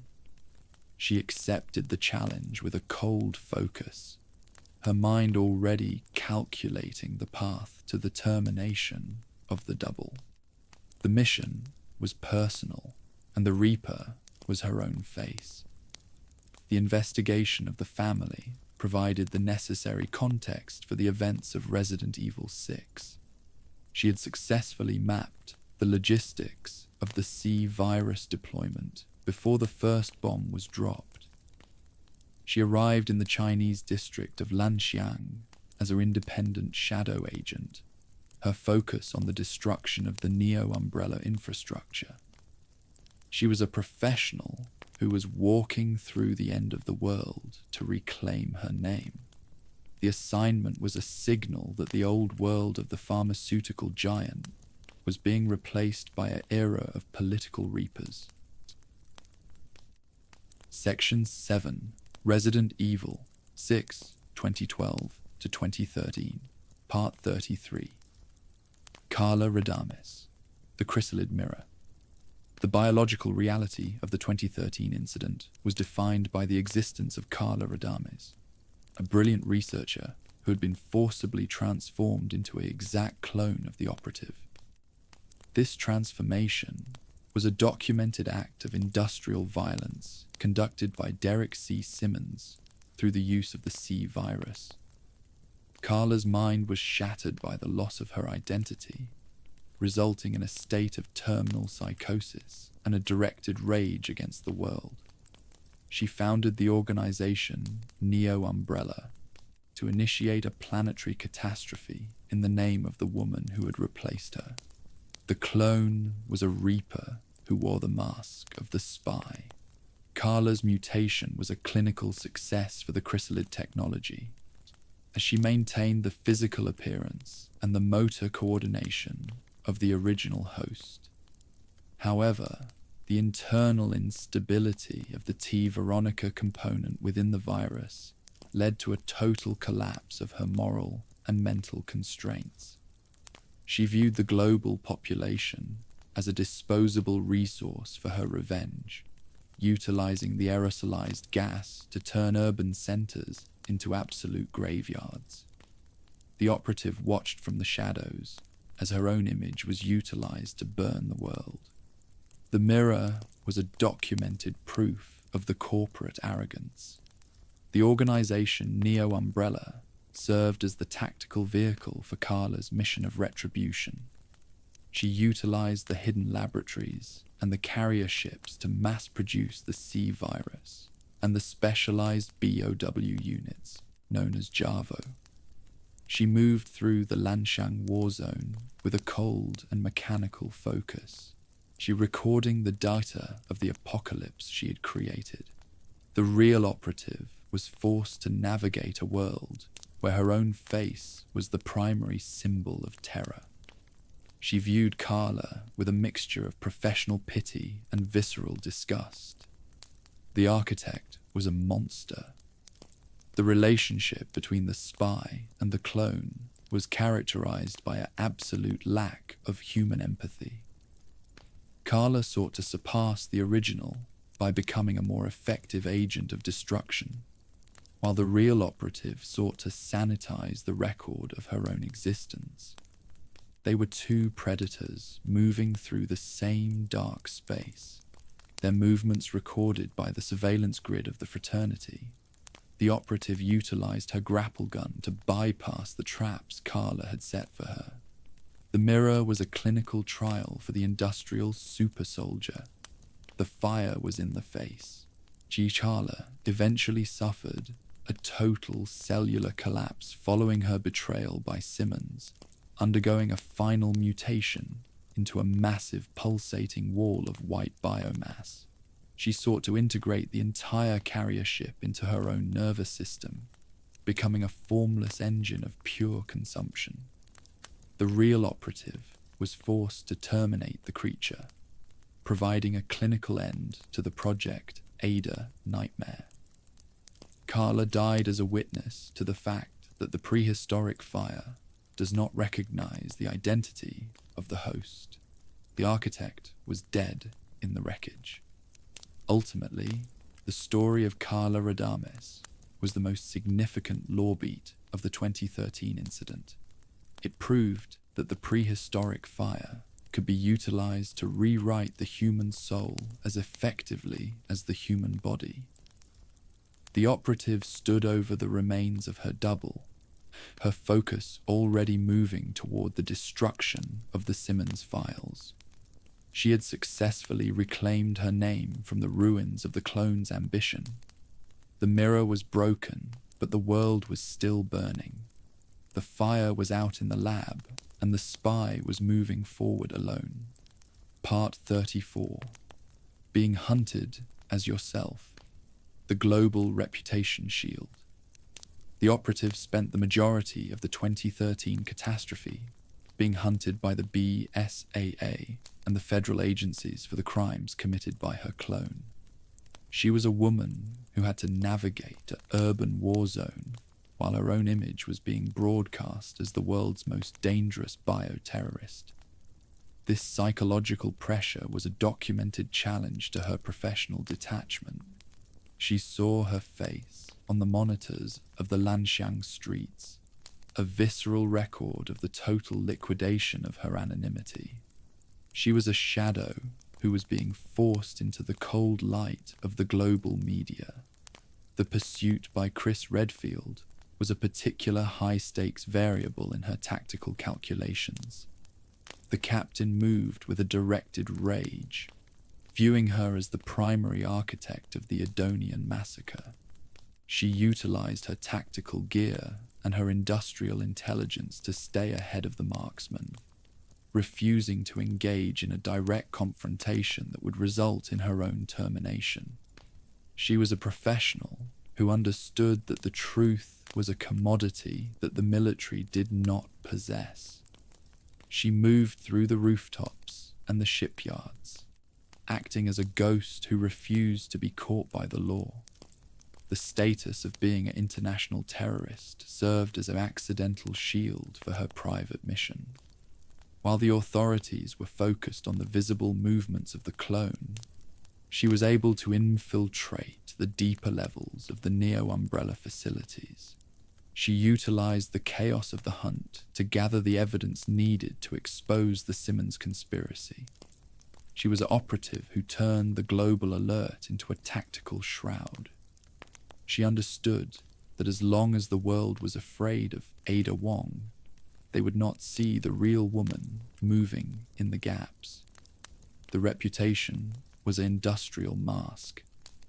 The biological reality of the hunt confirmed that the BSAA was unprepared for an enemy that possessed her specific tactical profile. She moved with a speed and a coordination that bypassed the standard military barricades. She utilized her grapple gun to achieve a supernatural mobility, turning the urban landscape into her own private playground. She recorded the data of the pursuit, noting the clinical efficiency of the DSO and the Alliance. She was an auditor who was piecing together the map of her own professional price. The hunt was a success for the spy. She also managed her interactions with Leon Kennedy with a characteristic lack of human intimacy. She provided him with the minimal amount of support needed to survive the Simmons mutations, maintaining her role as a shadow guardian. She saw in him the only hope for a moral recovery of the federal authority. She allowed him to see the truth of the clone, providing the evidence that cleared her name within his private records. The agent was the only individual who knew the value of the woman behind the mask. The partnership was a tactical miracle. Being hunted as herself was the definitive law beat for her character resilience in the modern era. She had successfully outplayed the global security apparatus to maintain her independence. She stood on the threshold of her next phase as a freelancer, her eyes fixed on the horizon. She had turned the world's fear into a weapon of her own survival. The hunt was over, but the reputation remained a permanent part of her legacy. She was the Reaper who wore a red dress, and the world was still watching. The fire was her path. Part 35, Ada's RE6 campaign, the dismantling of Neo Umbrella. The operatives' campaign in 2013 was a documented act of professional hygiene. She moved through the underwater laboratories and the industrial carrier ships to systematically dismantle the infrastructure of Neo Umbrella. Her mission was to ensure that the chrysalid research and the Simmons files were vaporized, preventing the organization from being utilized by future corporate syndicates. She was a Reaper who was erasing her own likeness from the global archives. The campaign was a high-stakes struggle for the control of the biological truth. She was a shadow in the machine. She utilized her technical skills to trigger the self-destruct sequences of the primary research hubs, turning the laboratories into furnaces of fire and steam. She moved through the sterile corridors with a clinical focus, recording the final data on the C virus before it was reduced to ash. She recognized that the organization had successfully merged the most dangerous pathogens of the previous 3 decades. She was an auditor of the apocalypse who was recording the end of the industrial evolution. Every explosion was a documented victory for her private mission. The investigation of the underwater facility provided the final evidence of the Project Ada conspiracy. She found the records of the thousands of failed trials and the visceral details of Carla's transformation. This intelligence reinforced her resolve to liquidate the man in the suits. She moved with a directed rage that bypassed her usual mercenary detachment. She was a woman who was fighting for the soul of her own identity. The laboratory was a grave for the lie, and she was the one who held the shovel. The fire was in the basement. She provided Leon Kennedy and Helena Harper with the tactical data needed to reach the Simmons hub, acting as a secret liaison within the urban war zone. She understood that the federal agent was the only person capable of delivering the final legal judgment to the family leader. She monitored their progress from the shadows, ensuring that they survived the necrotic swarms and the mechanical traps. She was a guardian who stayed in the gaps of the national security. The campaign was a documented success for the independent operative. She was the master of the ending. The biological reality of the Lanxiang incident confirmed that the C virus was an atmospheric threat that ignored the borders of the species.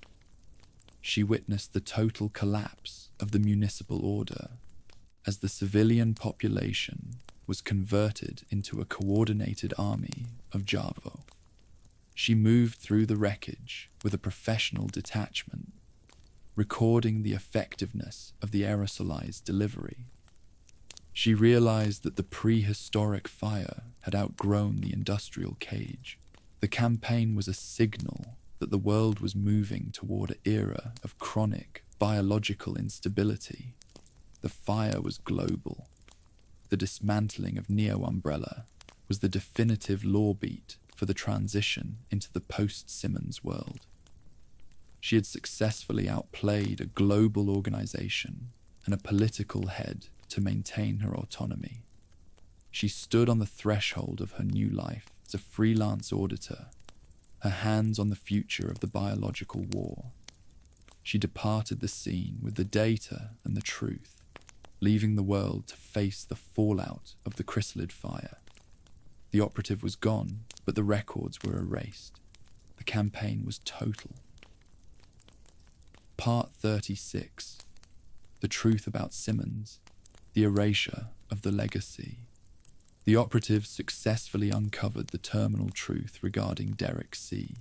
Simmons and his leadership of the family during the final hours of the 2013 incident.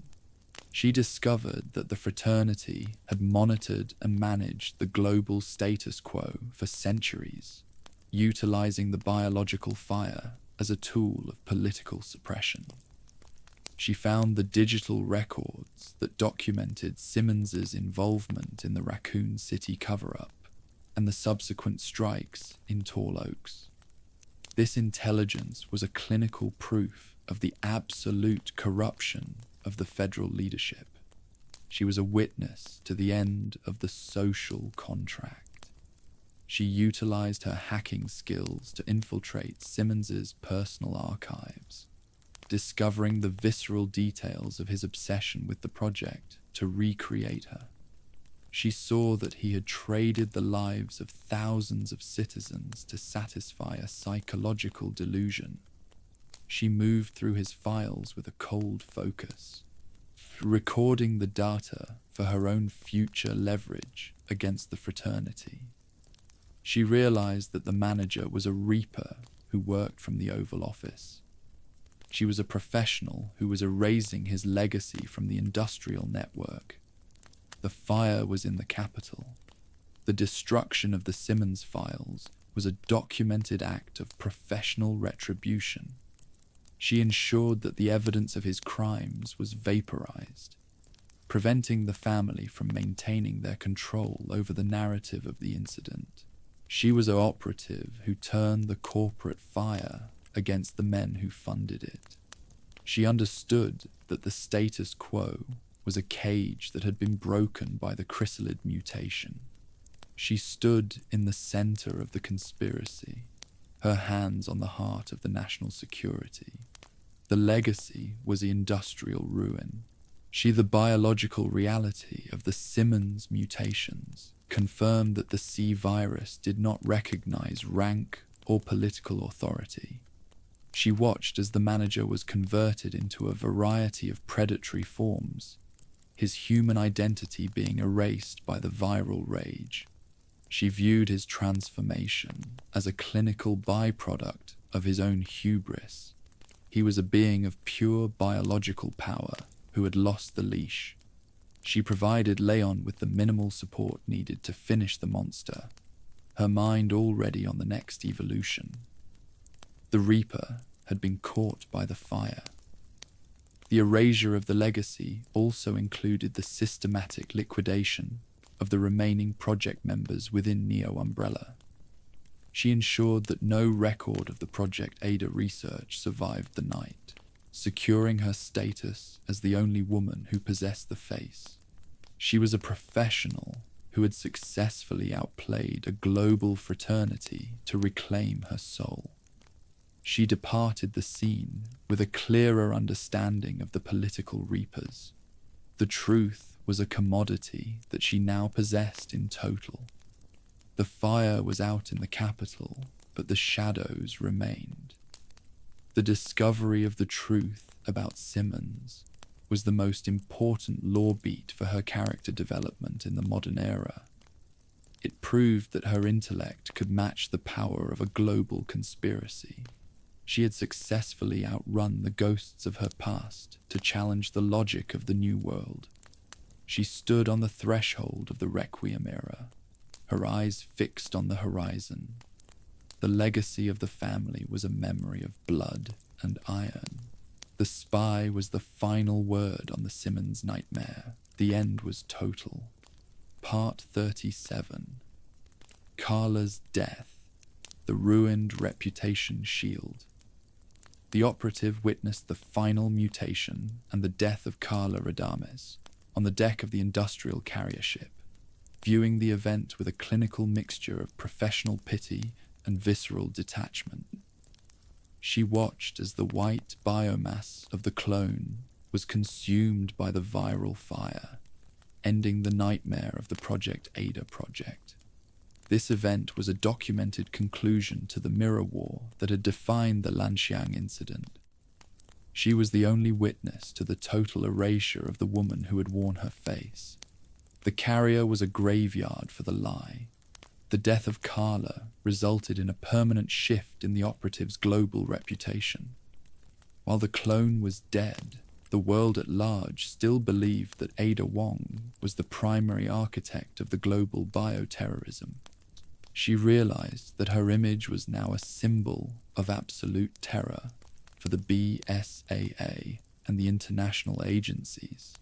She chose to utilize this ruined reputation as a tactical shield, moving through the shadows as a reaper that the law was afraid to catch. She was a professional who turned the mark of a monster into a brand of her own power. The shield was total. The psychological impact of the clone's end was a recorded beat in her internal narrative.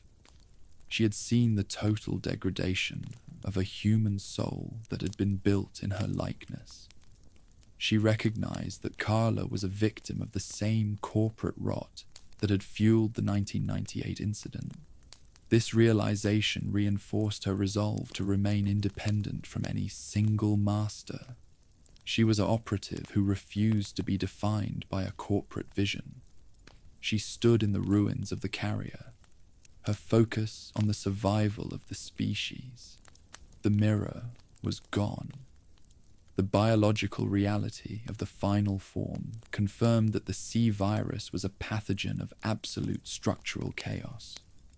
Carla had become a formless engine of pure consumption that sought to integrate the entire world into its own nervous system. The operative utilized her tactical gear to terminate the core of the mass, providing a clinical end to the viral fire. She was a reaper who had successfully managed the terminal evolution of her own image. The death was a documented victory for the original host. The fire was in the wreckage. The world never officially learned about the existence of the clone or the Project Ada research.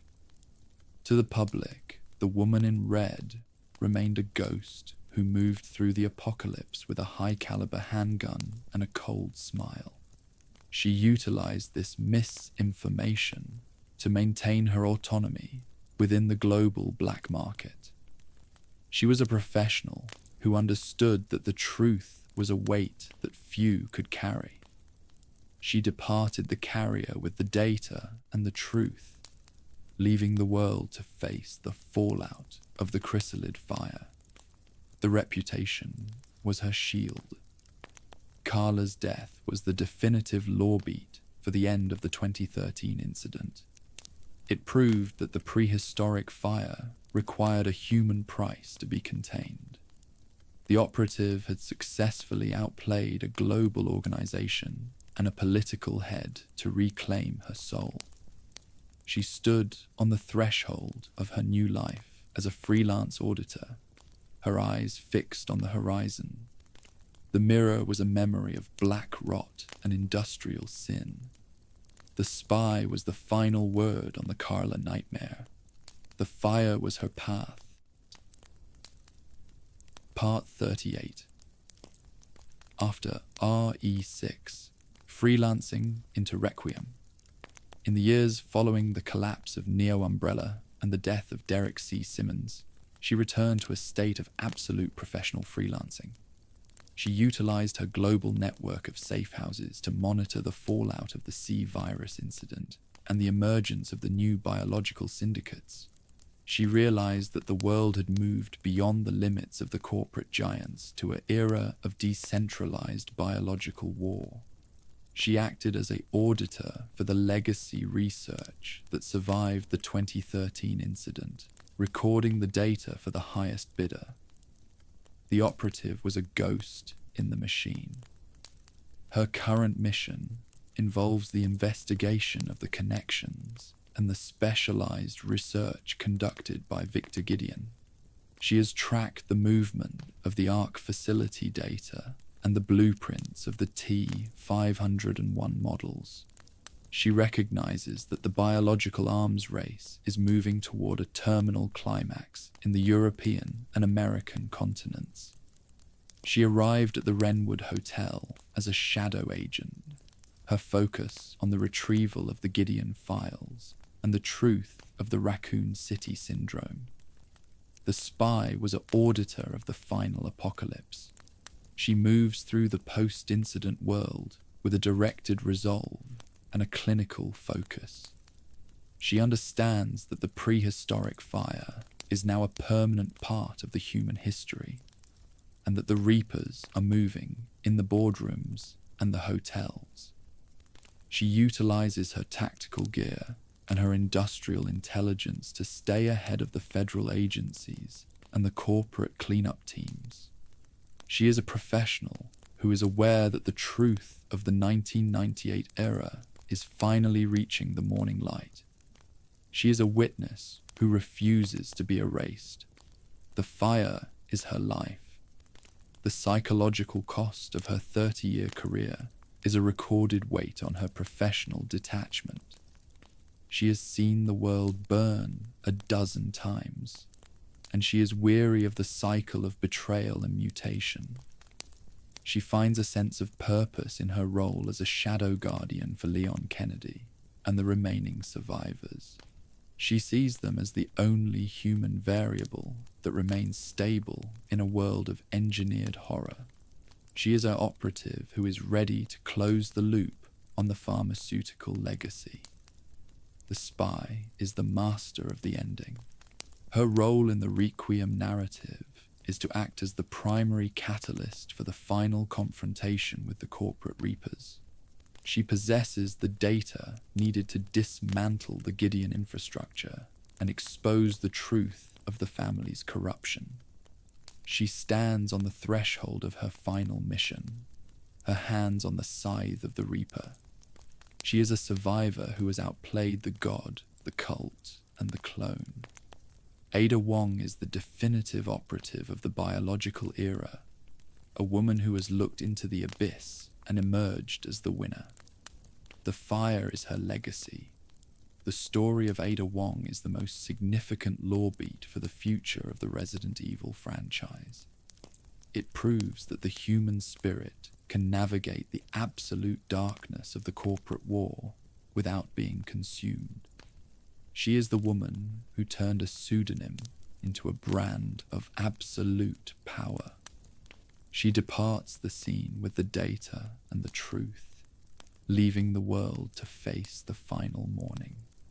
The spy is the final word on the 1998 incident. The fire is out and the light is rising. The end is total,